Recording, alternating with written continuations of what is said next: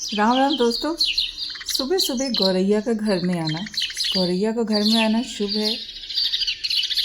पक्षियों का आना घर में शुभ है, कबूतर का आना शुभ है अशुभ है, या गौरैया घर में घोंसला बनाए तो क्या होता है, या कौवा घर में आए तो क्या होता है। इनमें से मैं आपको कुछ भी नहीं बताने वाली हूँ। मैं आपको बताने वाली हूँ कि इनके आने से मुझे बहुत खुशी और सुकून मिलता है। अगर ये लोग मेरे घर पे नहीं आते हैं तो मुझे सुबह सुबह ही लगता है कुछ तो अधूरा अधूरा सा है। जैसे ही सनराइज़ होता है और पक्षी अपने घोंसले से निकलना चालू करते हैं, उसके बाद ये लोग आ जाते हैं और यहाँ पर आके जो गाना गाते हैं, जो संगीत बोलते हैं ना, वो जो शादी में शहनाई बजती है ना, वैसे फील होता है एकदम। हर तरफ सुबह जो सनराइज़ के साथ हल्की सी रोशनी होती है और उसके साथ इनका चहचहाना, क्या ही कहना, उसके लिए तो कोई शब्द ही नहीं है। उससे भी इम्पोर्टेंट मैं बताने वाली हूँ कि हमारे लिए गौरैया क्यों इम्पोर्टेंट है। गौरैया जिसको कि बहुत ही शुभ माना जाता है, तो मैंने पहले ही कहा मैं शुभ अशुभ की बात नहीं कर रही, क्योंकि मुझे सारे पक्षी पसंद है। इवन अगर आप बोले ना चील बाज की, तो वो भी मुझे पसंद है। वो मुझे बहुत खूबसूरत लगते हैं, पता नहीं क्यों। कभी नज़दीक से नहीं देखा, सिर्फ बाज को देखा है। और एक और पक्षी है जिसको भार्गव बोलते, भारद्वाज बोलते हैं, उसको करीब से देखा है। और इधर आ गए थे एक बार तो मैंने उनको देखा, बहुत अच्छा लगा मुझे। तो आज ये तो फ़ोटो ऑफ द डे है, जो मैं बोलूँ कि इतने अच्छे से कैप्चर हुआ ये स्टार वाली लाइट और उसके अंदर से सनराइज़। तो मैं बहुत खुश हो गई, एक फ़ोटो तो क्लिक करी और सुबह सुबह चिड़िया आ गई। मैं बताने जा रही थी कि गौरैया क्यों इम्पोर्टेंट है हमारे लिए। तो सबसे पहले मैं ये बताती हूँ कि हमारा जो इकोसिस्टम है, पारिस्थितिकी तंत्र जिसको बोलते हैं, उसके लिए गौरैया का बहुत ज़्यादा योगदान है। गौरैया जैविक विविधता को बढ़ाने में, पौधों की वृद्धि में मदद करती है। इससे स्वस्थ और हरियाली भरा वातावरण बना रहता है।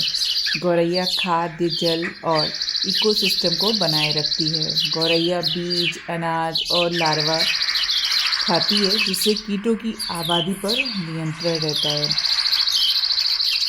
गौरैया बीज फैलाने और परागण में भी मदद करती है।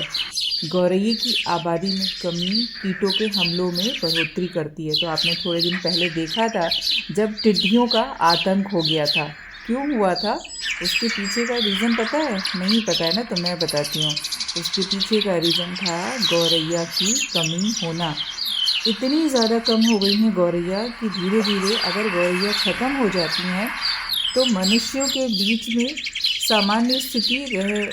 मनुष्यों को पर्यावरण के साथ सामान्य स्थिति में रह पाना बहुत मुश्किल हो जाएगा। बहुत ज़्यादा टिड्डियाँ हो जाएंगी, बहुत ज़्यादा अलग अलग तरह के कीड़े मकोड़े हो जाएंगे। जिन छोटे मोटे कीड़े मकोड़ों को गौरैया खा जाती है ना, वो सब पूरे वातावरण में ऐसे ही उड़ते रहेंगे और हमारे लोगों को तंग करेंगे। और स्पैरो एक ऐसा पक्षी है ना जो दुनिया भर में पाई जाती है।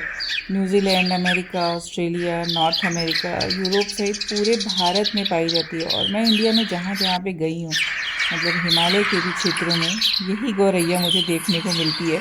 और मुझे लगता है कि मेरे घर वाली गौरैया यहाँ पर भी आ गई है।